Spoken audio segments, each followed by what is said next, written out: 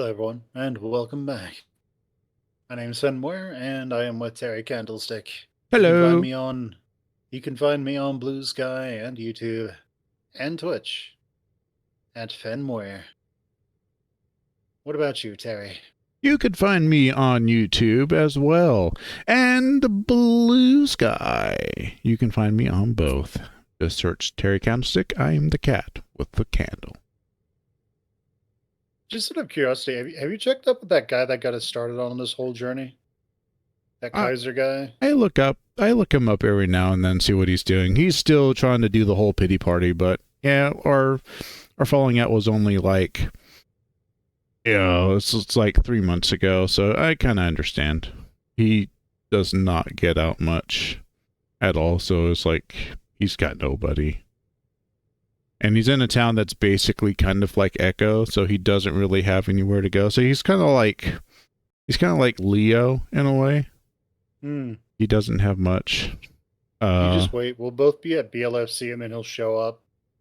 Kind of what I'm thinking might happen. He might show up at BLFC, Then calling me Chula, be like, hoping I come back. Kaiser, and he'll whip out a knife. Yeah, that could happen too. He could go the whole pull me off the train and throw me under the rails kind of thing. Cut my legs off. Won't be an accident. He'll just kick you under them. Yeah. I was hoping for his head. Oh, damn. Oh, these stubby Dutchhound legs. Oh, jeez. Anyways, have you looked them up anytime recently? Just in passing when I was on Blue Sky looking for questionable art. It's like, hello, Bohemian up to somethings. Yeah. Who's from China? All right, so. Yeah. It's quiet inside. Not that I expected any noise or anything, but still. Flynn's desk looks pretty clean except for a stack of documents labeled March 1st Country Code Amendment Board Review. Upon closer inspection, there also appears to be a book propped up against his monitor. Municipal. I know how to say this word. Municipal Economic Development. Free market solutions for public problems. Yeah, I was going to say, anyone should be able to pronounce free. A sticky note is attached to the front with flowery cursive handwriting that states, "Read this!" I hear Flynn step up beside me, seeming to notice my gawking. He doesn't say anything, though. Instead, he just walks over to his computer chair and takes a seat. Carl ambles in after him. If I didn't know any better, I'd think he was high, judging from how puffy and red his eyes are. You don't actually come inside here too often, do you, Carl? Carl shakes his head. Still really weird that you're a secretary. Yeah, no, it's kind of weird. It's like Carl half mumbles. Lurk. Flynn rests his elbows on the desk, rubbing his fingers together. You know, elections are coming up here soon. There are a few positions up for grabs. He looks to Carl, and it takes a few seconds for Carl to look back and get the meeting. That's cool, I guess. Flynn opens his mouth, pauses, then speaks. Maybe even the clerk position. I was heading towards the mail room, but that catches my attention. I stop. What? Do you think you'll be, voted out? Flynn shrugs. I might not run. Carl lets out a little huffy noise, sniffing and wiping his nose with the inside of his shirt. So, you're gonna go back to unloading freight? Flynn doesn't respond immediately, as if weighing something in his mind. He pushes the power button on his desktop tower. and the whir of the internal fan breaks the silence. I may not even be here. Even Carl looks up now. Huh? The Gila seems to grimace slightly, his maw pulled into a sneer as if whinging at himself. Fucking. Chase, you gonna get your shit scanned or not? I straighten some, not really having expected him to shift focus and snap at me.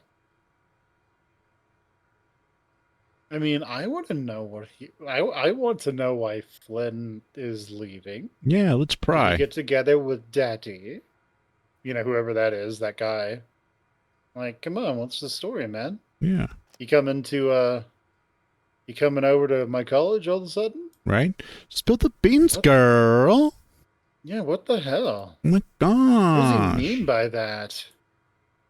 Flynn, he's staring at me. It's like all the air has been sucked out of the room. I swallow. Are you going somewhere? Flynn looks at Carl as if expectant. Carl blinks, meeting Flynn's gaze. Uh, uh, are you, dude? Flynn's sharp stare lulls, but only slightly. I don't know yet. What the fuck? Carl, it really doesn't... Shit. Do you see the way Chase is acting? Carl looks at me a moment, then back to Flynn. No. His voice is quiet. You're gonna leave too? I don't want to leave, Carl. Flynn shifts in his seat, his tail curled tight around the base post of his chair.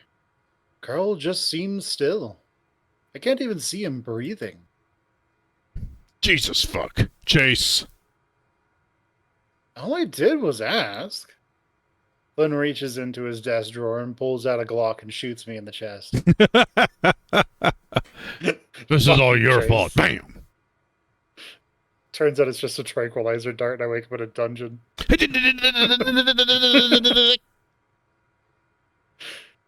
Take this, you son of a bitch. I mean, an otter.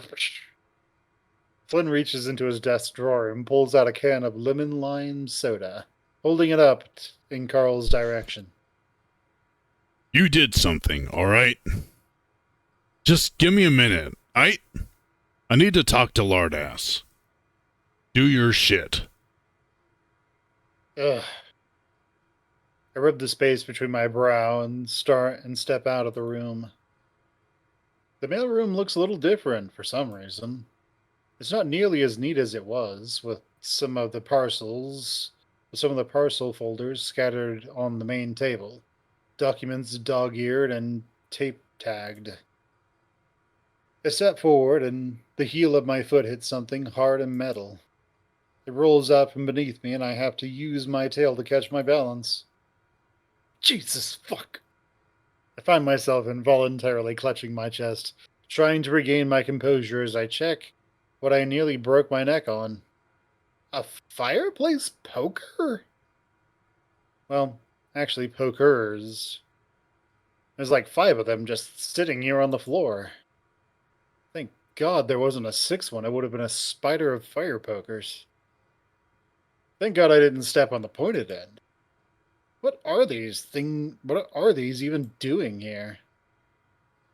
I step around the pile when I hear the sound of Flynn's raspy voice from the other room. So you didn't see anything? Carl speaks next, but his tone is too low and rumbly to make anything out.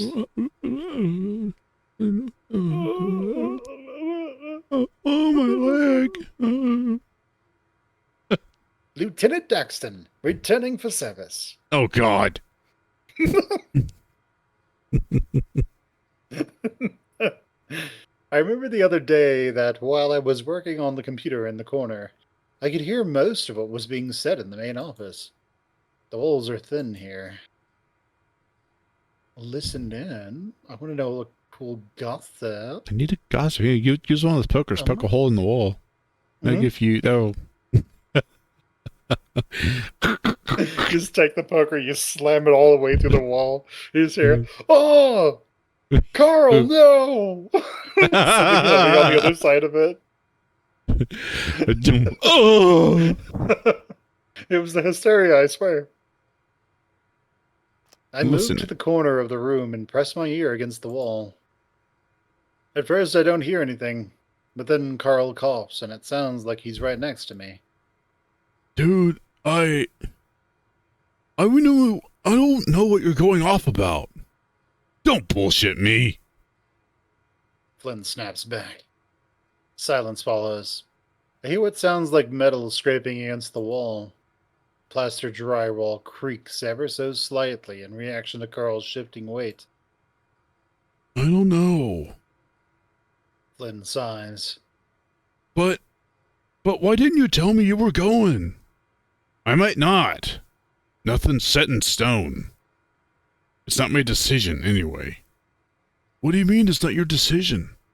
Dude, you're like an adult with money. I hear the sound of typing on an old mechanical keyboard, the intermittent pecking evident that it's Flynn. It's my aunt. She wants to bring me up north for a while. Oh. Carl coughs again. Is this for, that FLDS stuff? Shit, I actually don't fucking know. The office chair creaks. Flynn must be leaning back or standing up. She gets all obsessed with shit. Like she's religious and all that. But she couldn't give two fucks that I like dick. She only believes what she wants to believe in. And a lot of it's shit that's made up. Even more made up, I mean. There's a pause. Not to go full fedora on you. What I'm trying to say is, she's been pushing me to leave because she feels like we should. And you're okay with that? She's been saying everything's gonna go to tits soon. The air's wrong. Something's in the rocks. She's right. She's always right. What? Dots. Silence. The sound of silence. Not even a shuffling of hooves or the squeak of a chair. I hold my breath, trying to hear something. Anything.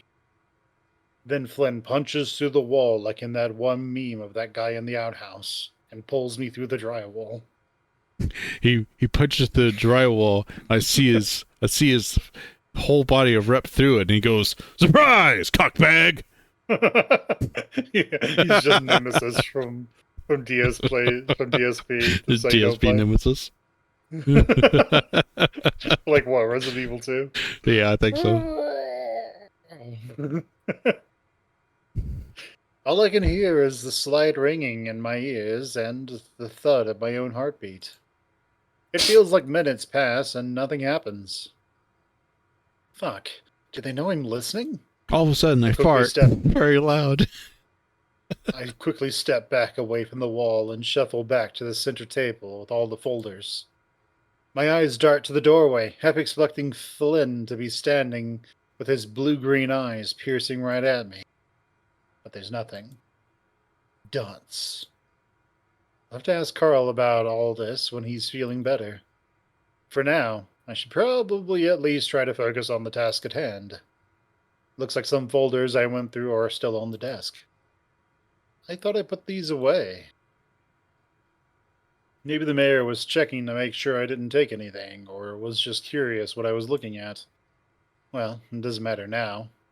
It actually cuts down some work of trying to find most of this stuff. I plug in my keychain, My G cane, because I use My G and G- I carry a cane. Dragon My Ball power Z! My power level needs to increase. You peeked out. Yeah! It Oh, makes my all of my hip! muscles bigger, Oh, my hip! including that one. But that's not a but Goku, that's not a muscle. That's just basically a balloon that's powered by blood pressure. He's like, oh shit. That just needs to get Damn it. harder, Krillin. Damn it, Krillin. Stop hitting me with reality. Goes after one of the guys. Oh man, can you imagine? Like Goku's like, oh, and then you just hear this popping sound. Oh, God. Don't get it caught in Chi-Chi the... and Goku get divorced immediately. Hey, Goku, don't get it caught in the springs, bro. Uh, I can just imagine that. A Saiyan Kai hybrid. hmm. Mm. I plug in my keychain, thumb drive, to the printer and begin scanning. I can't help but think about Carl and the print shop while I'm at it. He's basically been on a giant summer vacation for the past 2 years, with no real worries about money or anything. To go from having to wake up every morning at 6 a.m., then drive all the way to Peyton and do this for 8 hours. I mean, it's easy, I think.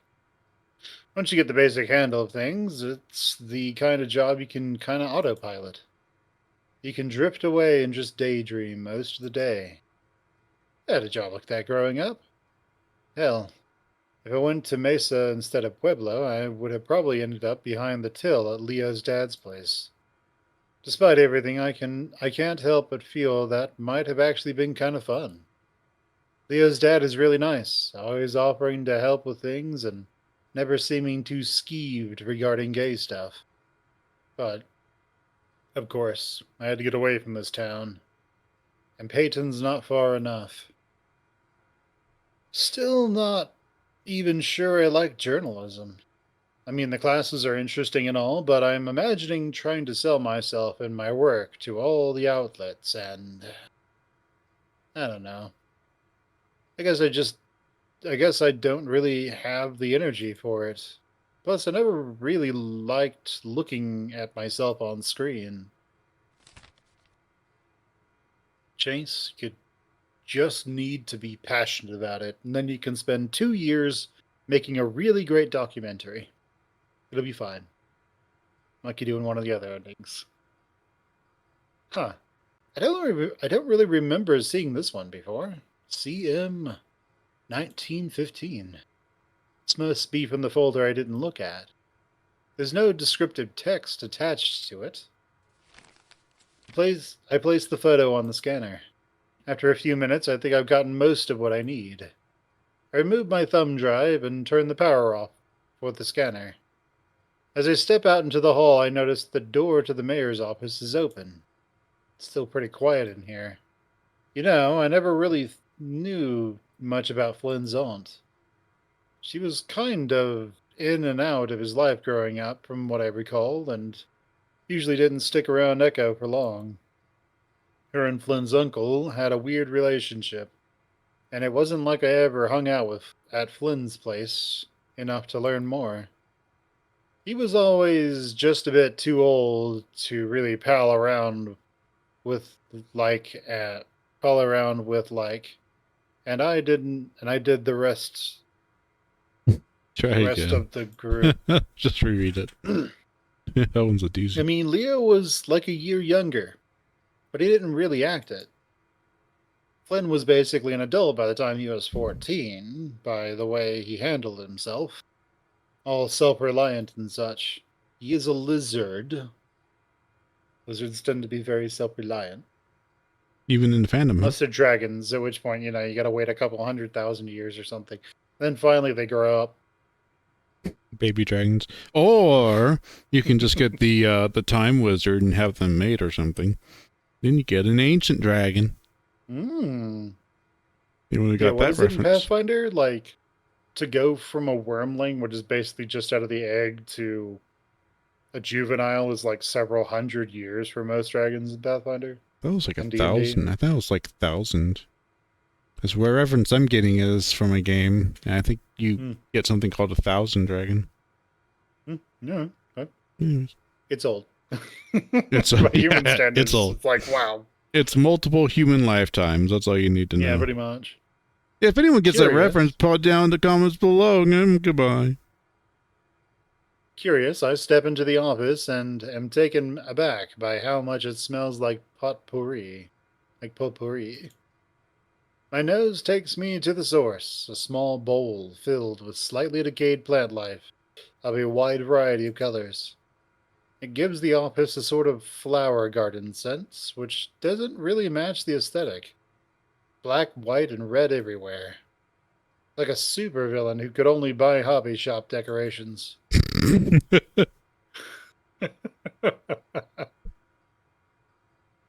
I I could step only. over a Sorry, go ahead. I was I gonna. step over a small pile of alabaster quartz, which sits in a ceramic dish on the floor. Which is strange, of course. There's a weird looking globe out on the edge of her desk, too. I step closer and notice several prongs, which hover over what I think is the meridian. Actually, there's no landmass indications or any labeling on the sphere to speak of. As I reach out and touch the smooth plastic surface, I press down, I give the globe a gentle spin. As it rotates, the middle prong begins to bounce like a dowsing rod before sticking to the surface. As it continues to spin, the sticky effect lessens and it bounces back. Huh, must be a magnet on the other side. I spin it some more, and the other prongs lean slightly towards specific points on the globe. Kind of a weird knickknack. There's not really anything in here that can help me with my project. With that, I turn and make my way back to the front of the office. Suddenly, a familiar link rounds the corner. Chase? Oh, wait, are you doing TJ or am I doing TJ? I think you're doing TJ. Okay. Chase? What are you doing here? He stops in his tracks, fidgeting with himself. The feeling keeps rolling and unrolling the bottom of his shirt. I don't see any sign of Flynn or Carl. Hi, TJ.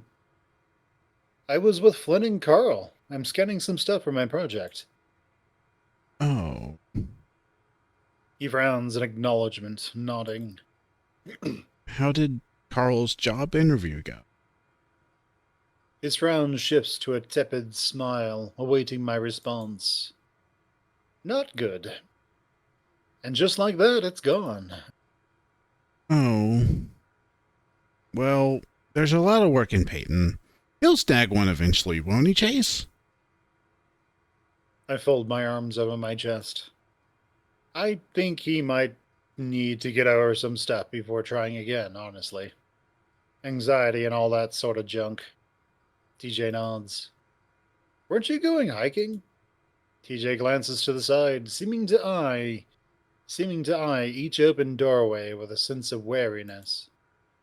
Flynn texted me, and he said he wanted to talk. You know, about what happened at the lake? And he I came? blink. Thanks, and Chase. and you agreed? My voice comes out more surprised than I intended it to. Again, TJ nods. TJ, you don't have to. It's my decision, Chase. I want to help. I, I sort of knew this was coming when they came back.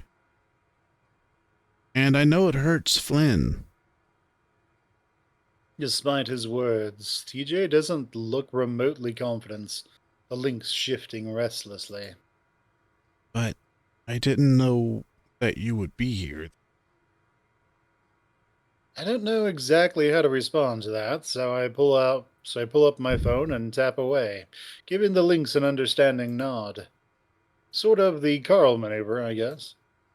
Oh, he's pulling a Carl.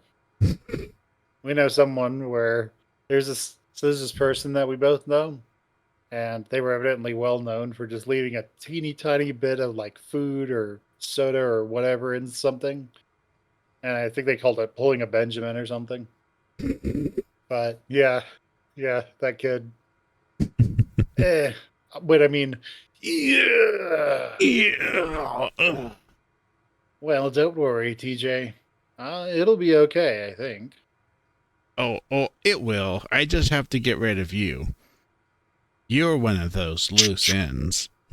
That's right, Carl. Christian That's cannon. right. Bam. That's right, Chase. Now, stand still. It's time for the holy hand grenade of Antioch. Shoves it 1, down your throat. 2, 5, 3, 3. Disembodied voice. 4, sir. 4. You think? We're back. Carl got sick again. Puked all over the historic hanging tree. Carl offers a meek wave which freezes when he sees TJ standing next to me. He quickly shoves both his balls into his front pockets. Flynn notices TJ as well. He doesn't show any signs of nervousness. Jesus, is this really happening? He moves over to us and rests his behind on the back of his desk, his large tail wrapping around it. There's something about the sight that accentuates how damn huge he is, and I can't help but wonder if he's doing it on purpose. Carl remains motionless by the front door. We lock eyes for a moment, but our attention shifts as Flynn speaks. Thanks for, showing up and stuff. TJ says nothing, the lynx standing next to a small pot, which he keeps bouncing his foot against. I see Flynn's Adam's apple bob, the gilla wetting his palate for his whole mouth, like his whole mouth has gone dry. Meanwhile, Carl looks like he's about to be sick again.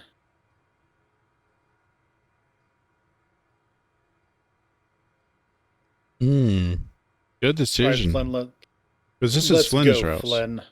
I'm gonna stand. Let's stand next to TJ. You're gonna So we stand. can mean mug Flynn the entire time. You stand next to TJ. Yeah. I gingerly step over beside the nervous lynx, otherwise he'll just be nervous the entire time. Yeah. More so than usual. He gives me a curious look, though it pales in comparison to the furrowed brow expression the Gila is giving me.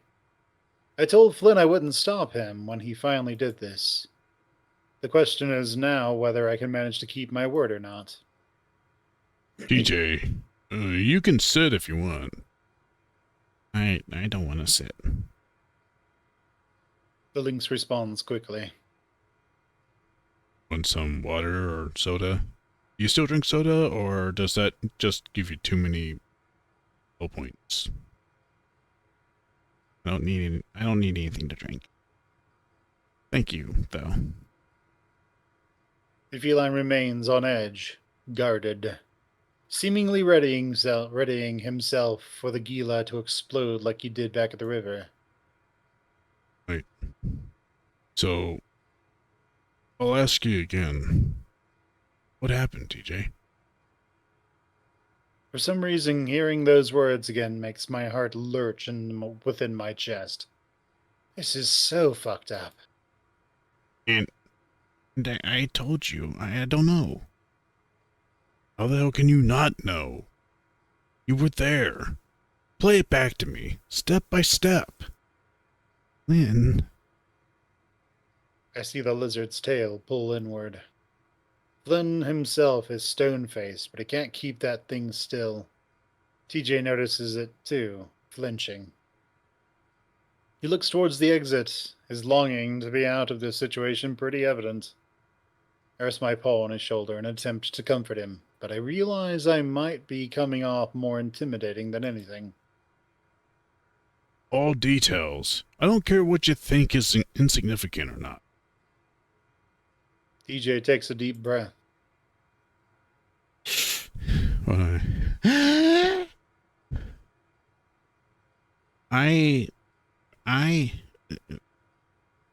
We were all playing on the beach. I was building a sandcastle. There wasn't much sand, so I was using mud. Jen helped. So, Jenna was with you. Not the whole time. Sydney ran up and did a wrestling move on it. You were behind Sydney. You laughed. I think Carl did too. No. Carl's protest is barely audible. Mm. I'm starting to remember some of this. Carl was asleep, wasn't he? And Leo? Leo wasn't there. Leo wasn't there. Leo's prepubescent voice fills my mind. I'm sorry. His language skills weren't great, so he just stumbled through a sobbed apology.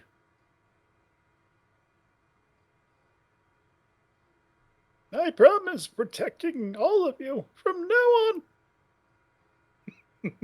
Chase was. He looks over to me for a moment. Yes, he caught up with me after I ran off. Flynn, you were there for this part. You remember all of this? I remember Jenna coming up and yelling at me about Sydney. You were the one who told him to destroy my sandcastle. Flynn's eyes narrow. This isn't about your stupid fucking sandcastle. TJ crosses his arms over his stomach as if hugging himself. Sid's dead. What happened? I see TJ's legs start to shake some behind him. I have to stop this. Flynn, enough. Aguila looks at me, his eyes a little wider. What? This isn't going anywhere. You're just making it awkward. Fucking what? You're just antagon... I don't give a fucking shit if it makes you a little uncomfy like. You're all goddamn adults. I'm sure all your expensive therapists told you to think about it, so talk about it. Oh, sure all your expensive therapists told you to talk about it, so talk about it. Chase caught up with me.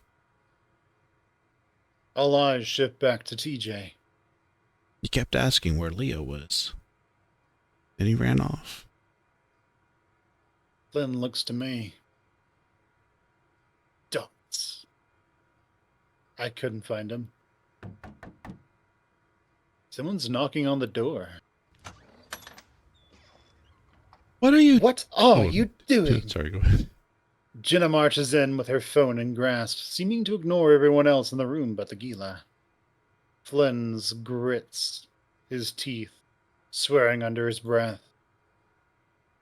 This absolutely better be the scene of your apologizing. Her gaze finally shifts to the rest of us. Judging by the expression on our faces, I think she's able to quickly discern that she's able to discern that is not the case. You are completely out of line. Jenna, not now. That was TJ probably the wrong thing to say. Huh? Oh, yeah, that probably is. Just dismiss her. You are dismissed, little girl. Come back when I'm done with this little Come back when I'm done with this little shit. Yeah. TJ came here of his own volition. Volition is what he's going for. TJ came here of his own volition. You're disgusting, you know that? You get pleasure out of toying with people. You always have, no matter how much it hurts them. She stands in the center of us all, speaking in a clear, solid tone. It doesn't seem to matter that she's over 1.5 feet smaller than Flynn. Like I was saying, TJ came here on his own accord. The others can vouch for that. There's only so much that can be of his own accord when you've been harassing him with text messages all week. Sydney was my best friend. I'm fucking entitled to know what happened. You are entitled to nothing, Jenna retorts quickly, speaking in a tone that's as sharp as a knife. The room goes quiet. Jenna's glare is unwavering from Flynn, who's looking at the floor now. Finally, she speaks again. It would be best if you just left now, Flynn. You're in my office. Your office? She lets out a quick, exasperated breath. You are a receptionist at a publicly funded city hall for a town of barely 50 people. You need to get over yourself. Leo pushes his way past Carl, the wolf also looking at his phone. Flynn! Carl and I do our best to get out of the way. He doesn't even notice me. Flynn stands up. Flynn stands straight up. What? You know what? The wolf seems to put himself between the Gila and TJ. Flynn just blinks, holding up the flats of his large hands. I'm not gonna hit him. Jesus shit fucking Christ. Suddenly, he looks straight at Carl. I told you, it's a goddamn conspiracy. Jenna lets out a disgusted noise. Ugh. Ew, what's Is that what you smell? think? What is that smell? It sounds like a... What did he describe it as? She lets out a disgusted sound. It's like a shit fucking Christ, isn't it, in here?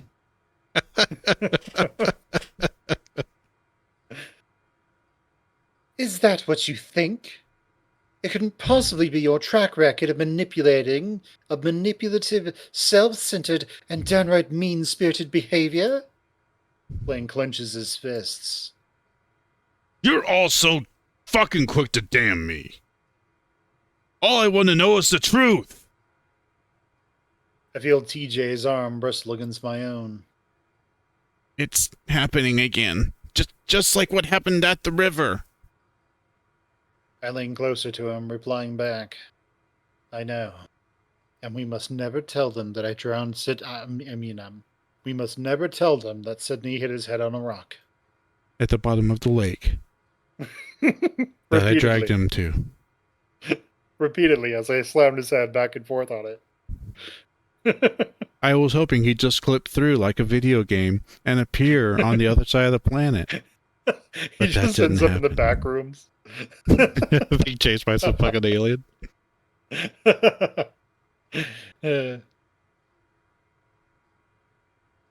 The truth is that Sydney had an accident and died. And you are completely unable to accept that. You are not the only person who has lost someone. The way to choose to make yourself feel better is to bring everyone else down with you. That's unacceptable. You can't let go, can you? Just a total control freak who thinks they know what's best and who deserves what. We all know you hated Sid the most. Hell, you told Carl you were glad he was dead years ago, and guess what? He told me. Carl looks down at his hooves. Jen is about to speak again, but Flynn cuts her off. TJ, go on from where you left off.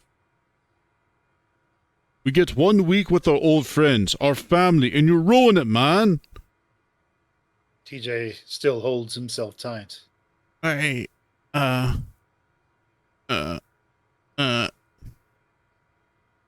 need to do something. I step forward. all of us condemn Flynn. Do you Just Monica, just Monica, just Monica, just Monica, just Monica. I guess we'll do the middle one. Okay. Condemn Flynn.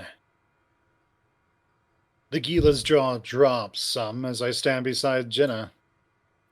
I can't let you do this anymore, Flynn. I'm not just your damn toy who you can use for your stupid plan. I just wanted to help you, to fucking understand you for once. Remember what you said? I'll beat the shit out of him if I have to. TJ backs away some, his eyes widening. Jenna furrows her brow at Flynn, who looks a mix of befuddled and enraged. That's not happening. Bullshit, bullshit, bullshit! The giant Gila practically hisses. I don't think any of that shit you said about Leo is true either. At first you just kept saying he's changed and that all he does is bully people and fuck randoms. Jin is right. You just manipulate people to get what you want. You knew damn well that you knew damn well that I was hoping, that I wanted. I make sure to look at Leo with a sort of sorrowful, longing look. I trail off and Leo quickly steps up. Go on. I bite my tongue for a moment. Flynn seems like he's about to pop. I peer up at Leo. His blood just ran cold by the look of him. He made me think you didn't care and he actually loved me. All he wanted to do was fuck, man. He kept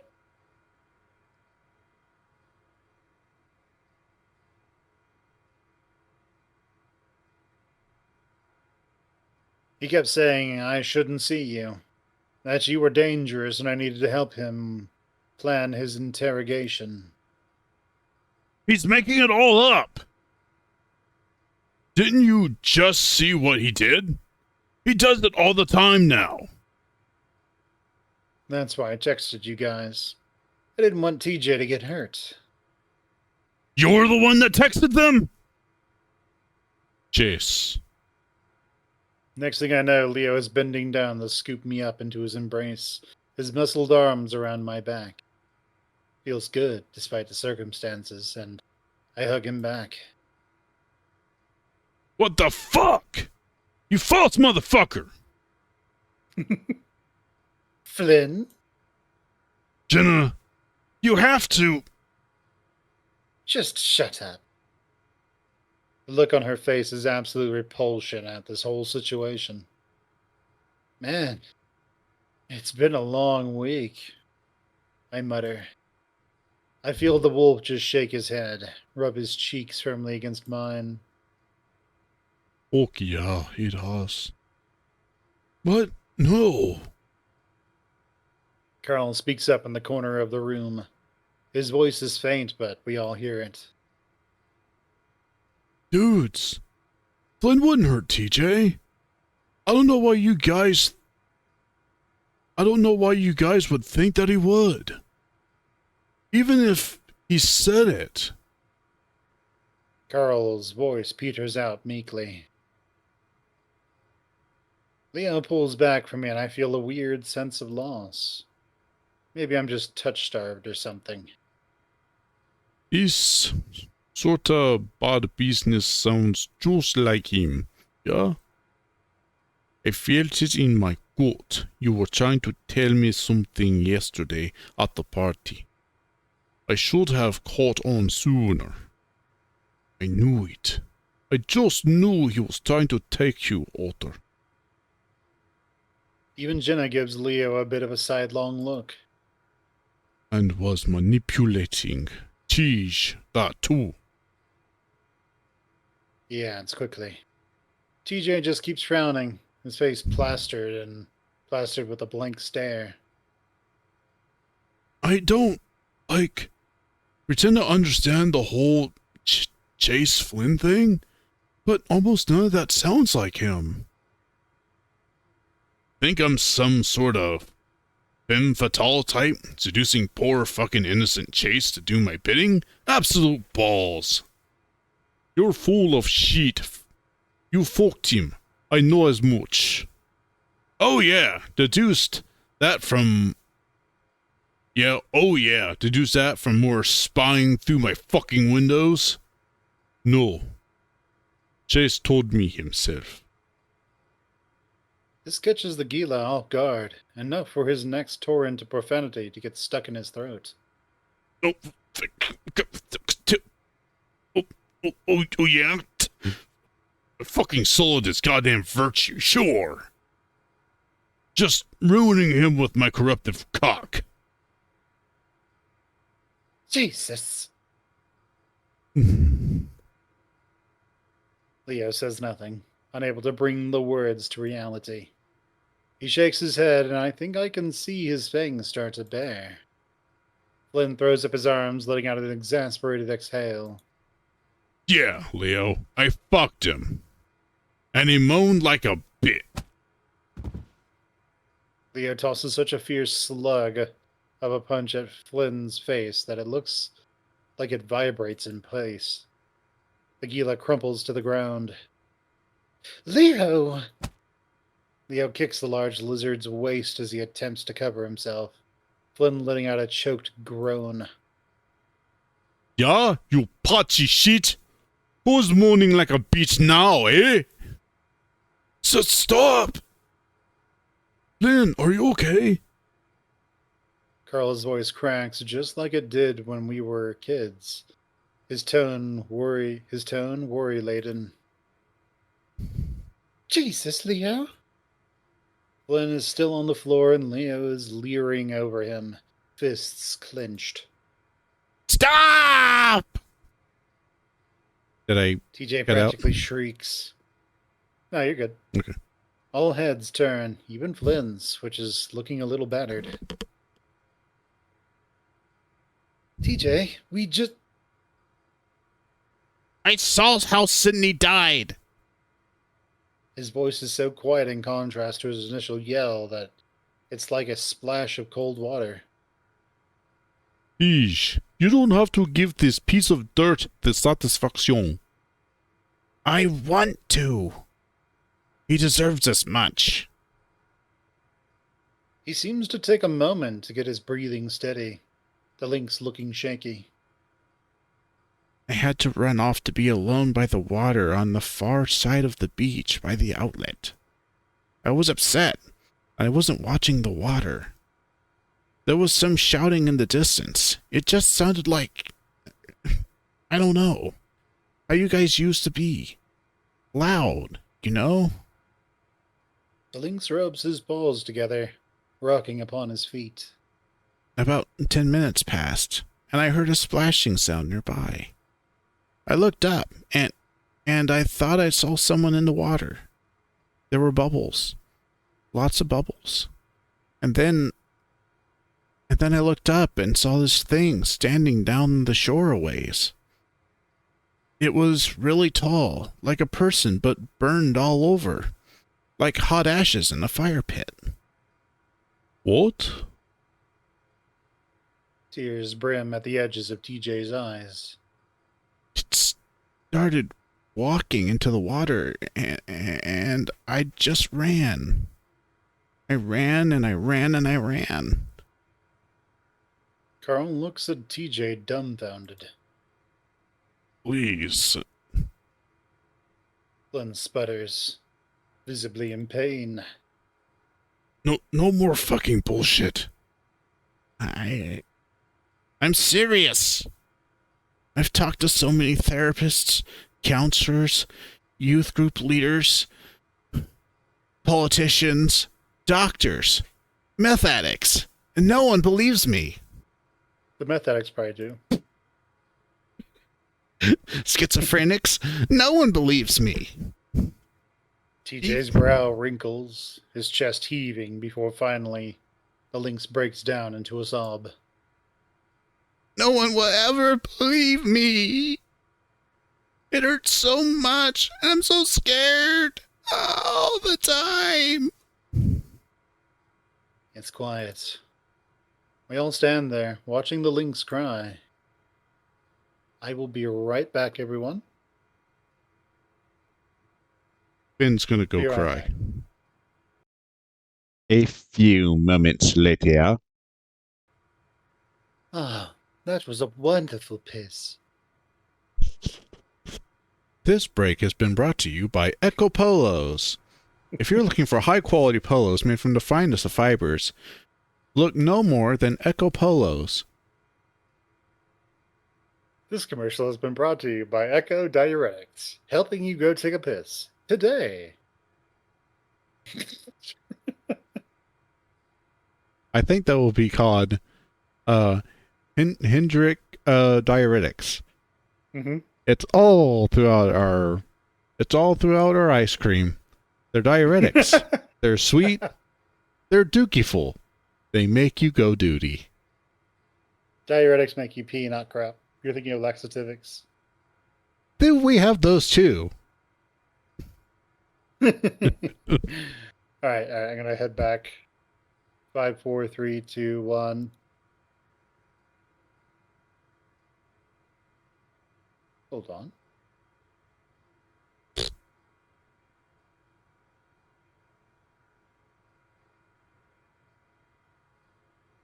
Okay, looks fine.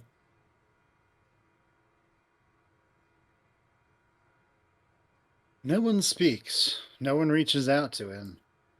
Snot runs down from his nose. He wipes it off with the inside of his shirt, but he just smears it.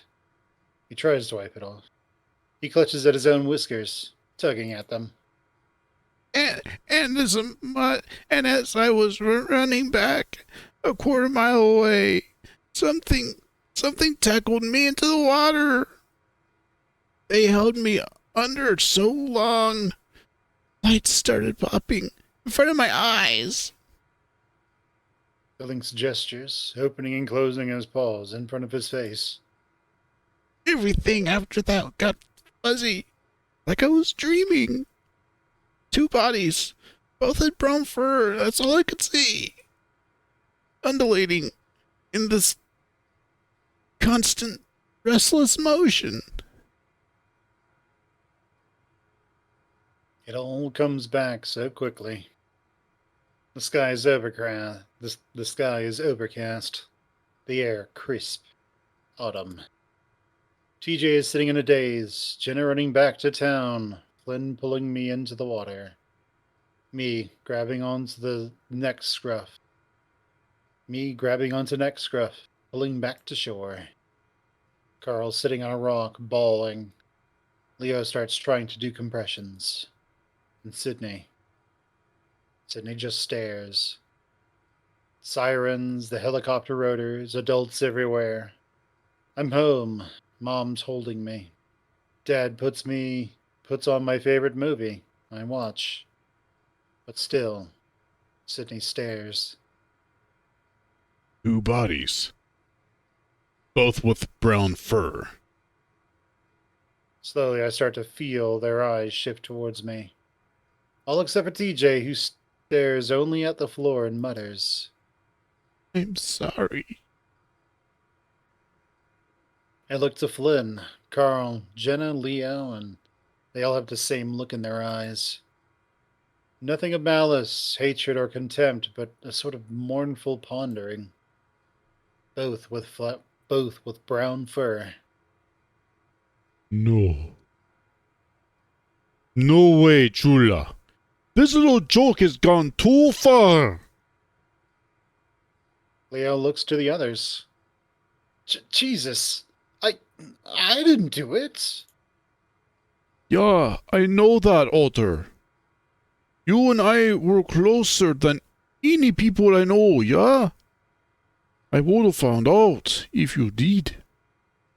I mean, you went through that whole emo phase, baring your soul to me constantly. You were a whiny little bastard, remember? Yeah, it was quite whingy. He puts on a smile, seeming to shine it like a spotlight on the others, in the hopes that it would be contagious. It isn't. TJ?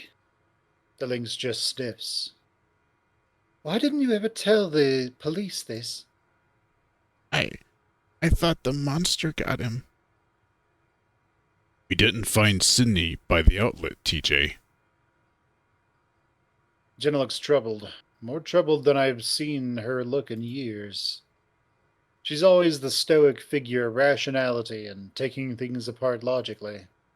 But now, she's just quiet. Flynn and Carl keep staring at me. I know what they think. And it's wrong. Flynn gives me a long, blank look before walking towards me. Flynn,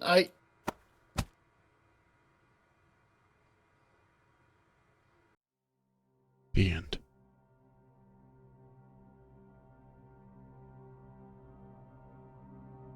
What's that sound? Who's speaking? It's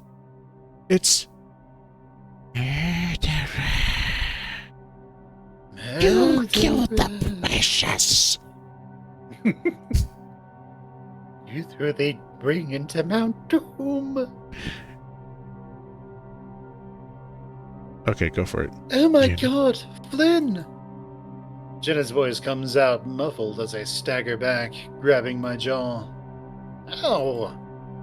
It feels like my brain is scraping the top of my skull. I just want to lay down and sleep. My knees go weak and I can feel myself teetering backwards as if in slow motion. For some reason, it's like I'm expecting nice, cool water to greet my backside. That tipping sensation sticks with me, and I realize I'm not actually falling. Flynn! Flynn! Flynn! Flynn! Leo's shouts keep repeating, and each time it's quieter and more distorted than before. You hold your paw up in front of your face, and you actually do it. You move. I didn't do that. The kids in front of you are just red blurs. I just want to lay down. Don't. There's a black and orange figure in front of you. Don't let the lizard hurt him again. You hear shouting, but not from inside. Outside? The blurred group isn't looking at you anymore. Get out. I don't care. I don't care anymore, you faggots. A cracking voice comes from outside. If I had to guess, it sounded like it's coming from down the block. Everyone but Flynn is peering out a small window near the door. The Gila, however, is staring at me. His eyes look like they're shaking in their sockets. Oh Lord, my Lord, good Lord! Oh, how you test me so! I fall upon my knees and ask you where to go. What's going on? Who's singing church? I know, right? Feels like the Echo Baptists. Hallelujah, hallelujah.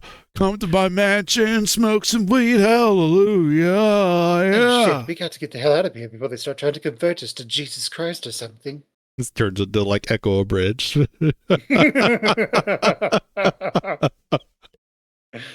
Carl tries to peer past the bulk of Leo to see where the commotion's coming from. Is going from?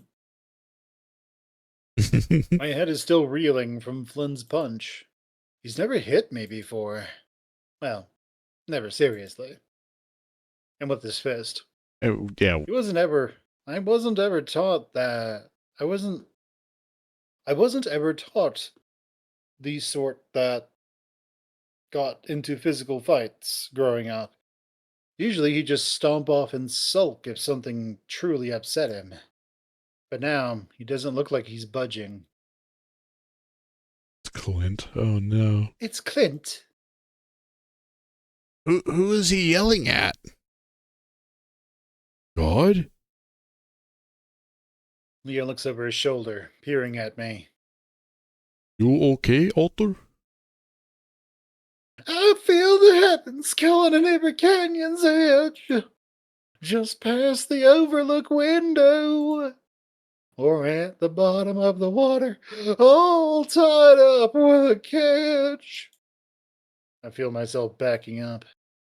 It's like how I felt on the roller coaster, strapped in on the chain lift. What's happening to me? Chase? Chase? Flynn begins to follow. Dean, you stay here or I will beat your ass double hard, yeah? Leo, for God's sake! All of you, stop! Where are you going? I make a sound. I think I say home, but it comes out rather garbled. You can't keep running away from this shit.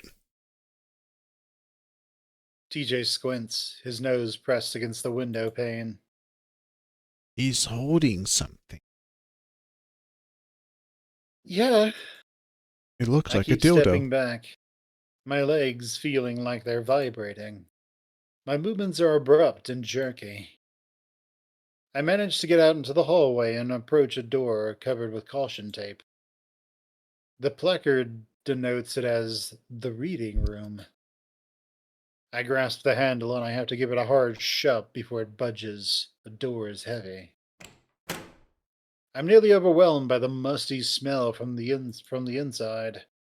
The corner of the room is completely stained from rain damage, and the roof is boarded up. There was an exit here, but it's gone now. Why do I know that? I stare at the little section of the wall where the old wooden door used to be. A small picture of a group of quail crossing a dried wash is in its place. As I move to leave, I notice the door won't open. Its heart stuck in place. Locked. A sharp crack rings out from somewhere outside, followed by the quick scurrying of feet upon the carpeted floor of the lobby. A gunshot. I try the door again more fervently, hoping that I'm just pulling a Carl here and pulling when I should be pushing. Still nothing. Fuck. More shots ring out, this time accompanied by a dull thud and the sound of stucco being shattered. Those ones hit the building. It seems that Clint can actually hit the broadside of a building. I get He down can on the hit the floor. broadside of a barn. He doesn't even need to be inside of it. I know. Good job, Clint. I mean, Clint is the only person who would go into a room, who'd go into a building with no windows and no doors, shoot his gun, and somehow miss. He'd pull an Elmer Fudd, but with a pistol. Right up against the wall. Yeah, right up against the wall. I get down on the floor. I get down on the floor. Shit! I get down on the floor. I get down. I get down. My heart pounding. Chase goes to the door, gets on the floor, and then he does the dinosaur. It still feels like I'm moving in slow motion, even with the adrenaline pumping through my veins. What the hell is wrong with me? I hear the front door open, followed by more scurrying upon the carpet. Why the hell are they running outside? I hear an engine start, then the splaying of gravel as what sounds like Leah's van drives off. They left me? Even Leo? I guess Leo is not willing to get shot. Not I crawl on the not floor for a murderer like Chase. for a murderer. There. I crawl on the floor, making my way towards the corner of the room. I pinch myself, trying to snap out of this strange malaise. I can hear the occasional shout from out on the street, but it's all gibberish now. Jesus!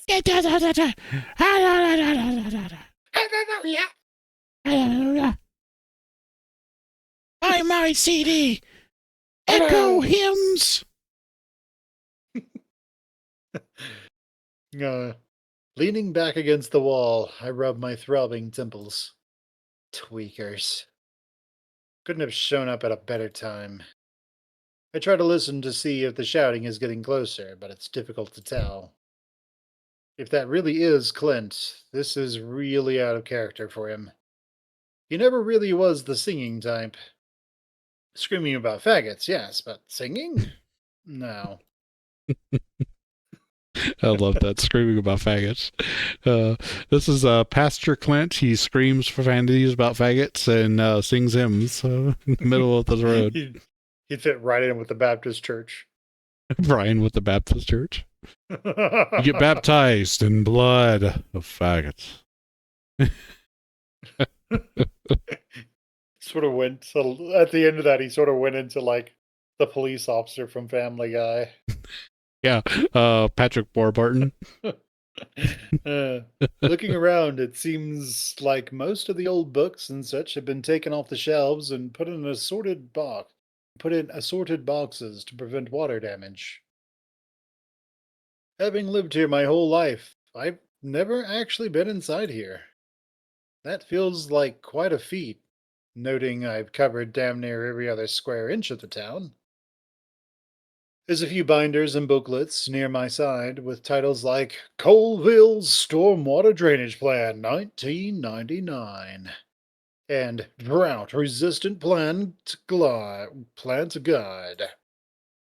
Next to them, there's what looks to be some kind of unopened canister of fumigation stuff. Open it. Open I it. reach down and grab it when I notice the fur on my arm. It's wriggling. Couple of a couple brown strands of fur seem to bounce back and forth, and I become cognizant that my arm has been tingling for a while now.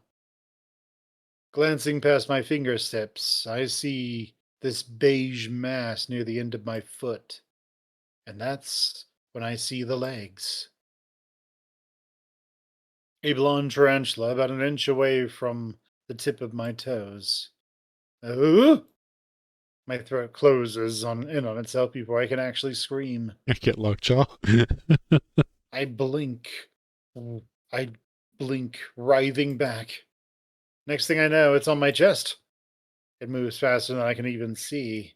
Its pittering legs feel like they're all over me. I grab the edges of my shirt, trying to fling it off, but it's already on my neck. I slap at it, feeling the squish and hearing a very light clicking squeak. The edge of my neck begins to burn, and I pull back my paw to inspect my palm. There is no tarantula. There is only Zool. Zoom. Instead, I see the 8 razor-thin legs and black abdomen. On the abdomen, there's splotchy pigmentation of red, the number 8. My pulse quickens when I realize it's an hourglass. Black Widow? Oh my god. Oh my god, oh my god, oh my god! I look down at my arm again and realize it isn't my just my fur moving. There are little black and red specks everywhere. No! I tear up my own shirt, jumping to my knees and trying to bat at the seemingly infinite number of spindly fanged arachnids. Each time I bat my arms, more of their guts cover my paw pads and fur until it feels like my paws are wet. It's not just my arms anymore. They're inside my shirt, my shorts, my face. I tried plugging my nose, keeping my muzzle shut, as I roll on the floor, not daring to open my mouth to scream. I fling my shirt off, then pull off my shorts. I see the webbing of the nest I had sat upon, the fat. I see the webbing of the nest I had set upon the fabric of my shorts. Oodles of the baby and not so baby spiders crawling out. Naked, I managed to scramble to my feet and run to the other side of the room. I tear down my own fur, pulling out spider filled clumps in the process with such ferocity that the skin beneath bleeds. I pull and pull, my vision blurred from my own fear-induced weeping. The needle shot sensation of when they bite is the worst part. It doesn't hurt as much as I thought it would, but I can feel it every time, over and over again. I pull a large one off my face and throw it to the ground, a scruff of fur and some of my goatee going with it. Dancing up and down, I try to shake the remaining ones off, but they cling incessantly. Trying to pull each one off is impossible. They're too fast. Sometimes I only manage to grab a few legs or the thick abdomen. The rest of them remain embedded in my skin. Spider blood isn't red or green like it is in video games or movies. It's this faint blue kind of color, and it feels like it's all over me. I take rapid, short breaths, each one more strained than the last. My whole body shakes. Then I have a heart attack. The end. Maybe. I can't tell whether they're symptoms of panic or the venom itself. I try the door again, pulling and pushing as hard as I can before throwing myself at it. Nothing happens. I kick at it like they do in the movies. Nothing happens. I'm stuck, trapped, and I can see the spiders everywhere. Even after getting most of them off, they're all over the floor, the walls, the ceiling, and my clothes. I retreat to the dampest, water-stained corner of the room. The staining is so bad it looks like it's been burned black. Spiders don't like moist areas. I remember reading about that at least. I continue to pick at my fur, even after I think they're all gone. I can still feel them. I can also feel my muscles around my neck and shoulders begin to cramp. My stomach feels like it's being twisted inside out. It isn't long before I get the sensation of hot bile rising up in my throat. The rough edges of the morning's rice treats scrape at my insides. I reel forward as it all comes spewing out of my mouth. I can't breathe. It burns so much. I try to call out for help, but every time I open my mouth, it's just more vomit. There's another black widow climbing up my leg, but I can't focus enough to swat at it. Each breath I take is blubbering. The acid is going straight into my lungs. I just need someone to help me. I clench my eyes shut tight. When I open them, everything's different. The modern bookshelves and electric equipment are replaced with all this old-timey crap I can't make out. But I see it. Past a big wooden chair. A door. How the hell? The puking is slowed to a trickle from the edges of my mouth, but my insides still burn. I manage to push myself off the wall, stepping upon the creaky floorboards that weren't there a minute ago. I stumble past an old wagon wheel and piles of what appear to be Bibles. Eventually I reach it. The light. The door is already open ajar, so I just push, and it doesn't budge. No. Why? Why won't it open? I sink down to the floor, half collapsing as my knees start to give out. Help. I finally managed to croak out. Good Lord! I managed to turn my head in the direction of the voice. A blurry figure now stands in the room, his voice one of shock. Professor Tibbets? I can't tell if he's actually looking at me or past me. Cliff. And then, just like that, he's gone. The room, though, the room is still here. It's all red like before. I feel compelled to stand up again, but my legs won't budge. I just can't. Everything hurts. I shift my eyes down. The black widow that was crawling up me earlier is now a blonde tarantula. Why? Why is this happening? Someone... Can't think straight. I just want to go home. Leo! Mom! Help! I miss home. God, I wish I was home. I hate this. Why won't anyone help? Why'd they all just leave me? Why can't I get out? Useless. No! Don't tell me that. Just die already. I'm not gonna die. I'm not. The cramping in my muscles is the most intense I've ever felt. It's like the flesh itself is being peeled back from the bone, each nerve ending plucked like whiskers. The tarantula is on my face now, on the tip of my nose. I can see all of its eyes, and in those eyes I see the reflection of my own. The dusty blonde hair begins to shift, dissolving into darkness contrasted with neon light, neon orange markings, and then it becomes nothing. I close my eyes and wait. Title screen. We find him.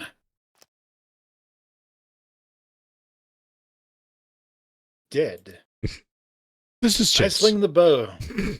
Because it comes out as the Stanley Parable narrator. This is Stanley. He's dead. Dead. Chase slings the bow over his shoulder.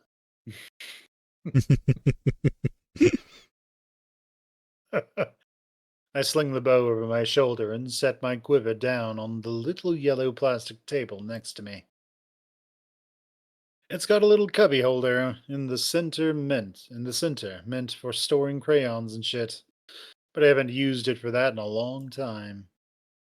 I approach the target and tear off the photograph I printed out at the school's library. I remember the librarian giving me quite the look about it, but not that I was going to explain to her what it was for. Right between his turban, though. Not bad for 150 feet. I smile, holding it up, seeing the sunlight shine through the hole. It's at this moment I start to feel a bit silly. Who the fuck am I kidding? Nobody's gonna kill this guy with a bow. They're gonna blast him into 100 pieces with a weaponized UAV or send a SWAT team in to kill him. Also, or like a special forces team in the middle of the night and two Blackhawks. Also, they don't let faggots in the military. Still, Uncle will dig this. He can hang it up in the garage next to the 100 and 125 feet ones. He's been trying to get me to practice more with the 22, but I like the bow better. It's quiet, so I don't gotta worry about the county sheriff getting called again. And, not that I'd ever admit it, but I fucking hate the noise. I think I got sensitive ears or something. Carl was telling me to just use a silencer. Like that's how it fucking works. Dude's gotta, dude's gonna grow up on dumb movies and video games and have no clue how the real world works. This place, at least, is pretty far away from any houses beside my own. I think I've only ever seen one other non-friend family person out here, and that was Heather's mom, stoned off her ass. None of the group are really into this stuff, so it's pretty all right. It's pretty aight when when I'm wanting to be alone. I fold up the picture, stuffing it into the side pocket of my cargo pants. I walk back to the firing line, taking hold of my quiver once again. I draw back my bow, readying another arrow. I'm about to fire, though this nearby rumbling sound starts coming from the road about a mile north. It sounds like someone's going off-roading. I squint past the glare of the afternoon sun and spot the pale blue of a truck heading my direction. Through the windshield, I spot a familiar, small, tufted face. What the hell? I drop my gear, watching the vehicle accelerate and decelerate haphazardly. Shit, Bert. What are you doing? The truck pulls up and comes to an abrupt halt. I step up next to the driver's side window, about to chastise the furry bastard, but the look on his face stops me. I don't see any sort of jest or self-satisfied mischief as the kid steps out. Just shaken, wide-eyed blankness. Whoa. What the hell's going on, dude? Flynn, can you come with me? He's acting weird as hell. Why? Please? I sigh. Yeah, scoot over. No way I'm letting someone even younger drive me around. Just a sec. Gonna grab my gear so nobody steals it. Sydney just nods. I turn, walking to grab my cooler, bow, and quiver.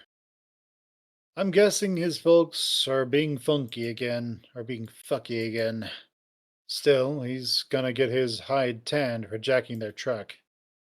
I throw my equipment in the truck bed before opening the driver's side door.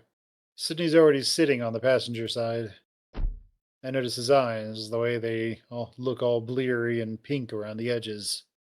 He's been crying, god damn. Wanna tell me what's up? Sydney says nothing. You ain't been killing hookers again, have you? I know the bitches step out of line sometime, and you gotta keep your hemp hand strong. But there are limits, little guy. I smirk at him. He just looks down between his knees, cupping his face in his paws. Ugh. Not helping, am I? I clear my throat.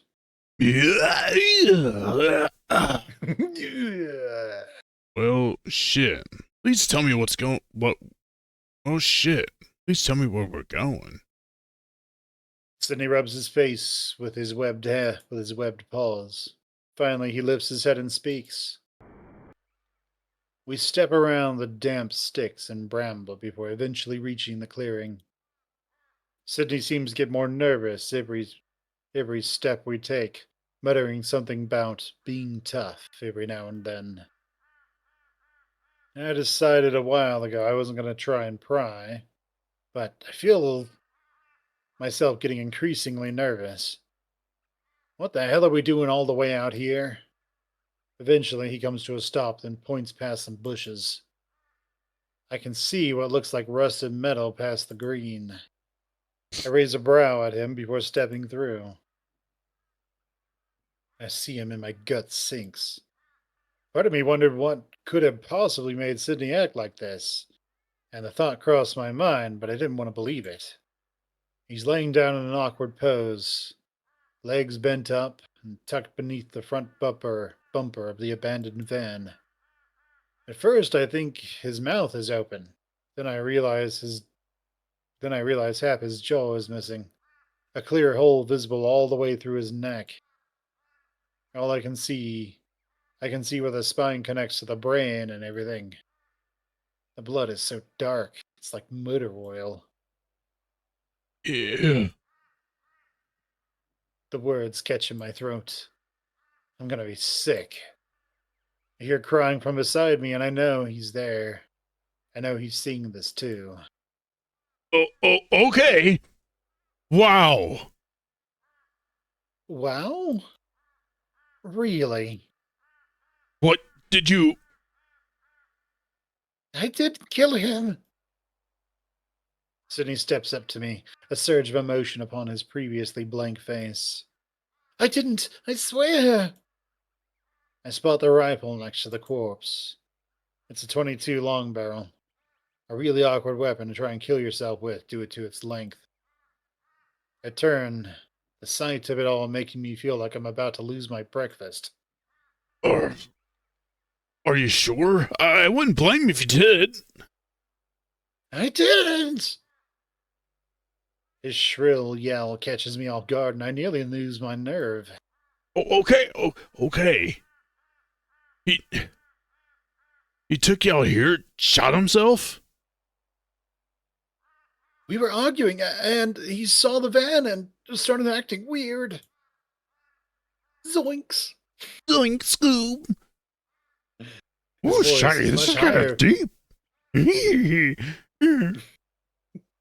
His voice is much higher pitched than it usually is. Sydney always puts on this fake gravelly sort of cadence to sound tough. He doesn't have any of that now, just sounds like any other scared little kid. He left me, then came back an hour later with his gun. He said he wanted me to watch him do it. He looks like he's about to hyperventilate. He covers his face with his forearms, whimpering aloud. My head hurts. I take him by the shoulder and turn him away from the scene. Let's take you back to the truck. Eh? Not that one. No, not that one. That's a van. I believe you. Sydney's dad was a weird motherfucker. Real grinny like TJ's folks, but even more completely fucking fake. We all used to go to the same church down at Prior Valley, so he treated me like I was one of them. As of late, though, he's been acting really strangely towards me. I always wondered if my parents told him something. Fucking doesn't matter now, does it? Let's sit you back down in the truck, okay? It's warm in there. Sydney just nods. We reach the truck and I start noticing little things about it that make my heart sink. The pack of Sydney's dad's chewing gum on the dashboard. His fish bait pro game bumper sticker. The Alpine Wind air freshener that dangles from the rearview mirror. All this shit for a person who's just gone. I put the keys in the ignition and then turn on the heater and the radio. All that the antenna picks up out here is some sort of twangy country stuff.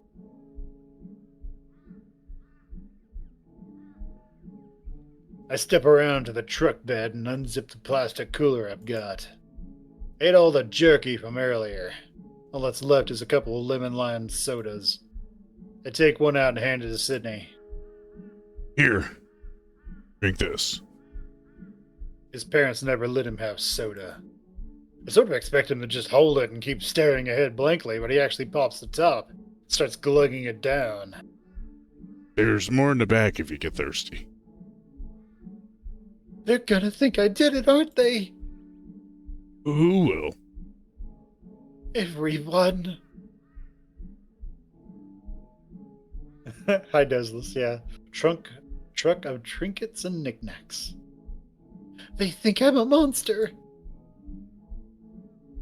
I open my mouth to dismiss that, but the more I think about it, the more suspicious it all looks. Not that I doubt Sydney for a fucking second. He wouldn't lie to me about something serious like this. But the cops? Dude. Sydney. The angle of the gunshot. He looks up at me, his big eyes welling up. It looks bad. Like he couldn't have. I didn't want him to do it. I tried and I tried and I tried. I tried to talk. I talked to him for hours. Kept trying to pull it away. He wouldn't listen to me. He just kept talking. I resist the urge to muffle him as he begins to scream, looking around nervously. I don't think many people come to this part of the state land. Instead, I place a hand on his back, rubbing gingerly. It's okay. It's okay. I thought if I yanked hard enough. Snot dribbles from his nose, which he wipes quickly on his jacket. He just shakes his head. It fired. Fuck. I feel my gut twisting at the prospect of what I'm about to do. It's like my insides have gone cold, as if the thermal padding in my clothing was gone. I'll take care of it. What do you mean? I'll, bury him. If anyone asks, you can say you were hunting down the pass a couple miles from here, and he stormed off. Will anyone believe that? More so than what really happened. My tone comes out more curt than I intended, and Sydney begins to bawl again. I kind of want to cry too. Squeeze Sydney's shoulder before letting go. As I turn and head back to the van, it's like this physical sense of dread is hugging me the closer I get. What fucking else can I do here? Turn Sydney into the cops? They wouldn't understand, even his mom wouldn't. She'd probably blame me as a bad influence that caused this to happen. As I near the abandoned van, I try not to look at the body. Just gotta find a good spot to start digging. There's two there's two pinyon trees at the bottom of a nearby hill that are surrounded by the thick undergrowth. That'll have to do. Just wish I had a shovel. Regardless, I begin to dig. And dig and dig and dig. I pull mounds upon mounds of soil out with my bare hands. Worms, spiders, and other sorts of creepy crawlies that'd probably make Chase freak out are everywhere. My hands sort of start to feel raw, and I notice smears of blood on some of the soil I'm holding. After a while, I can't stop now. This is already too suspicious. Hours pass. My aunt and uncle are probably wondering where I am. I don't know what I'm gonna tell them. The truth? No. I'll just sneak in, act like I'm taking a shower, and change my clothes, then wash them when I get the chance. I think I finally get deep enough, though my arms are numb as hell. I glance up the hill and see the very edge of Sydney's dad's foot. Just need to get it over with. Quick tug and haul, and we'll be home free. Ugh. I don't move. I just keep staring at it.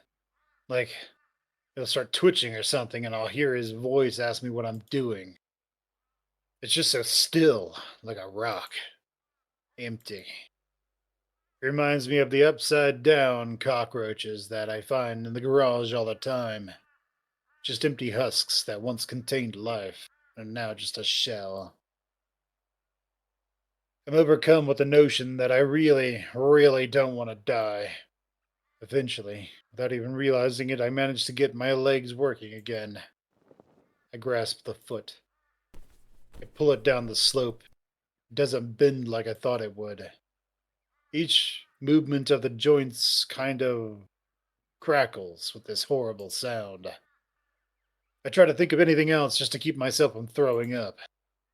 Gourmet salads, fishing trips, barbecues, my friends, what adult otters taste like. God damn it. The husk falls into the makeshift grave. For the first time, I see his eyes. He's looking right at me. Right at me. I always thought that looking at a dead person's eyes would be like seeing someone who is looking through you. But no, it's like he's focused on me. Fuck! Are you? I look down at Sydney's dad expectantly. No response. One of his arms is sticking up, frozen in rigor. It's too tall. Could stick out of the topsoil blew away. I take a deep breath and step down on it. Oh no. Oh. It crunches like a bunch of dry twigs. I jolt back. Fuck! I scurry back up the hill, grabbing the rifle, the shell casing, and the dead duck for good measure. I toss it all into the pit before feverishly covering it all up with dirt. It's at that point I notice Sydney standing nearby, clutching onto a tree like he's afraid he'll blow away. His brown cheek fur is matted with tears, and he wrings his heavy tail like a wet cloth. I make sure to cover the face as fast as possible, though I still think Sydney saw it, especially how its eyes shifted to him. I wonder if he thought the eyes were looking at him, too.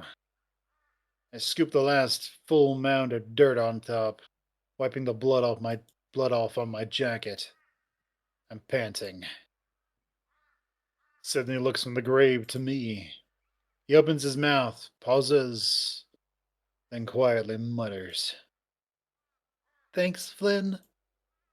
I don't know what to say. Yeah. I nod for some reason. I manage to look him straight in the eyes this time. Where do we go from here? Something happens. It's something on his face. It's like he's not himself. We'll be okay. We're tough. None of this matters.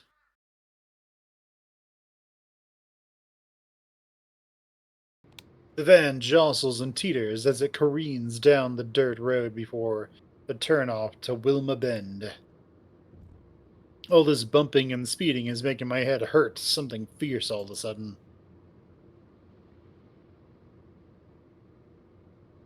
Leo, slow down. The Red Wolf keeps looking over his shoulder as he drives, as if he's afraid he'll see Clint sprinting behind us. Imagine they're like just gunning it, and Clint is somehow catching up with him. He's just got like that meth head speed going.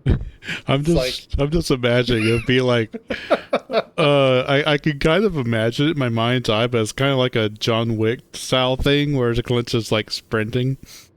And Leo's just like, fuck, how is he catching up? I'm going 60, how is he catching up? It's just that meme. It's like Saitama chasing after somebody and they're That's driving a probably truck. what it is, Saitama. It's just Clint. Just It's like, completely oh, high. how? And he's still singing. No, it's Clint, but he's still singing hymns. He's like from EverQuest. He's a bard.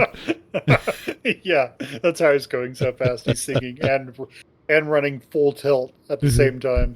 He's singing things like Clifford's Hymn of Speed or something like that. He gets up next to the driver's side of the van. He's like, hallelujah, motherfuckers. Bam.